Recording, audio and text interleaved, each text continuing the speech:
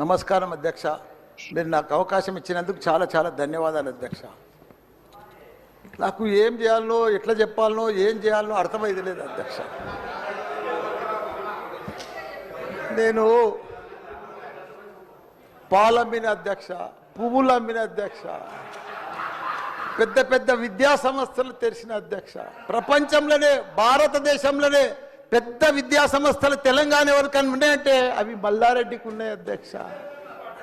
కానీ ఇప్పుడు అంతా అయోమయం ఆగం ఉంది అధ్యక్ష. ఎట్లా అంటే నా మేడ్చల్ నియోజకవర్గం అధ్యక్ష, భారతదేశంలోనే ఏకైక నియోజకవర్గం మేడ్చల్. వస్తాయి మళ్ళీ మున్సిపల్ ఎలక్షన్స్ వస్తాయి, మళ్ళీ సర్పంచ్ ఎలక్షన్ వస్తాయి అంటే ఏ మున్సిపల్ లేదు, కౌన్సిలర్ లేరు, అన్ని జీవోలు కూడా వచ్చేసినాయి అధ్యక్ష. ఆల్రెడీ మున్సిపాలలో గ్రామాలు కలిసిపోయినట్టు, మళ్ళా గ్రామాలని మున్సిపాలిటీ కూడా అన్ని జిహెచ్ఎంసీలో కలిసినట్టు. ఒకటి అధ్యక్ష, కలుపుని తప్పు లేదు.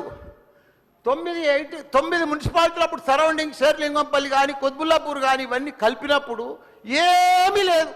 ఇప్పుడు మా తానే కూడా మున్సిపాలిటీలలో ఇప్పుడిప్పుడే 5 ఏళ్ళనే డెవలప్ చేసినాం మేము.